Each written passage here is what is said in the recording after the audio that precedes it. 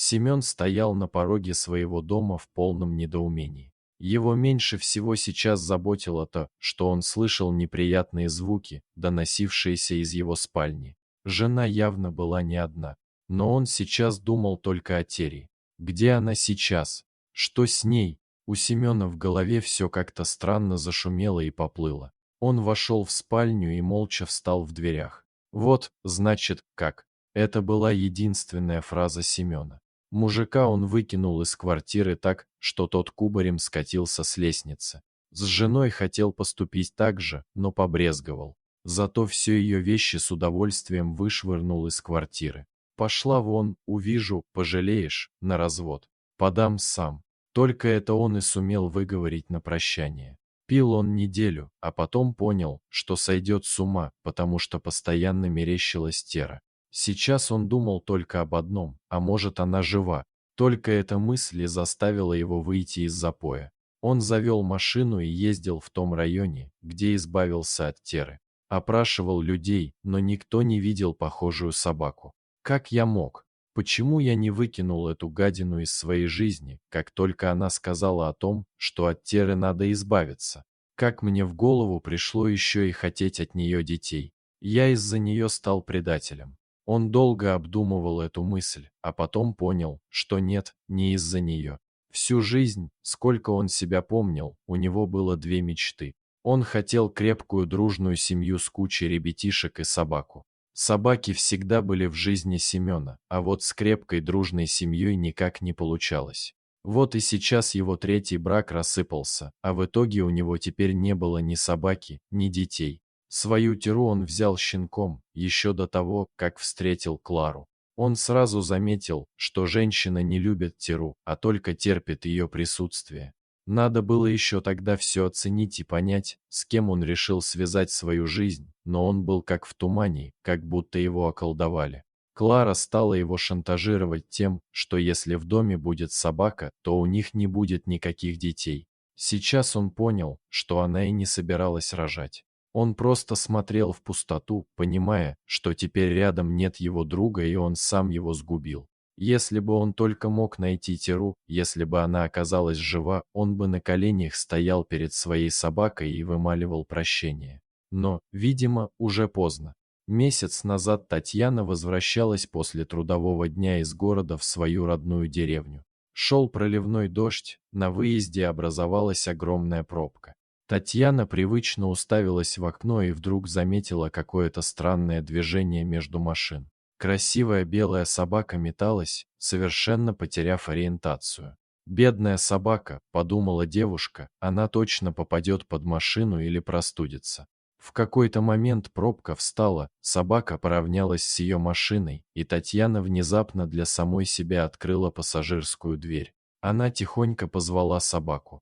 Через час Татьяна уже подъезжала к своему дому на окраине села со своим новым попутчиком. «Откуда же ты взялась на трассе? Такая красавица?» — причитала девушка, наливая собаке тарелку наваристого куриного супа.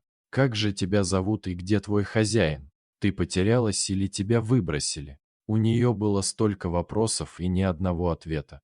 Собака посмотрела на девушку своими удивительно грустными глазами. «Ладно, начнем жизнь с чистого листа», — предложила Татьяна собаке, и та доверчиво лизнула девушку в нос.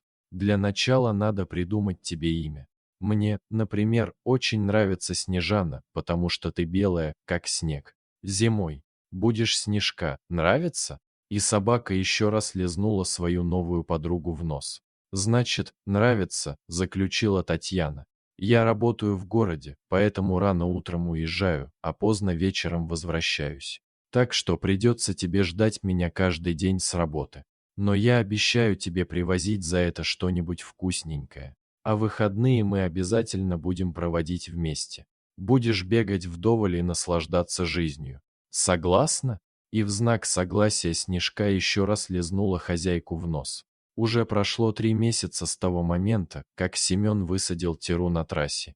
На работе начальник смотрел на совершенно измученного мужчину, а выяснив, что тот застал жену с другим, сказал оформить ему месячный отпуск. «Поезжай куда-нибудь за город, побудь на свежем воздухе, вдохни чистоту и красоту природы. Вот тебе ключи от моей дачи. Ты только не вздумай глупости делать, предупредил он. Начальник намекал на запой или суицид. Да мне уж дальше глупить некуда, все, что мог, уже сделал, безразлично кивнул Семен, взяв ключи. Татьяна проснулась рано утром. За окном начинался чудесный солнечный день. Такие дни в начале осени бывают часто. Небольшой туман еще покрывал поля. В ее планах было взять Снежку и отправиться в ближайший лес за грибами. Побродить не спеша, наслаждаясь природой. Ну, а если повезет, то и грибов набрать. Они вышли за калитку и по пустынной дороге, идущей через весь поселок, направились в сторону леса. Вдруг Снежка остановилась, напряглась и стала вдыхать носом воздух. Девушка натянула поводок, но собака смотрела внимательно вдаль, где из тумана показалась фигура человека, медленно идущего навстречу. Собака, что есть силы, дернулась вперед. Татьяна от неожиданности выпустила поводок из рук, и Снежка понеслась навстречу незнакомцу. Девушка только видела, как человек опустился на колени перед собакой и обнял ее за шею. «Вы что делаете?» Только и смогла сказать девушка, приблизившись к этому странному мужчине. Семен покрепче прижал к себе свою любимую Теру. «Грехи замаливаю. Может, так и выживу». По его лицу текли слезы. Он все рассказал Татьяне, и она тоже заплакала. После этой встречи Семен и Татьяна начали общаться, и вскоре у них появился ребенок. А главной нянькой стала их любимая Тера. Вот такая интересная история. Дорогие зрители, если вам понравилась эта история, обязательно поставьте палец вверх и поделитесь этим рассказом со своими друзьями. Если вы впервые на этом канале и еще не подписаны на него, рекомендую подписаться прямо сейчас, чтобы не пропустить очередную захватывающую историю.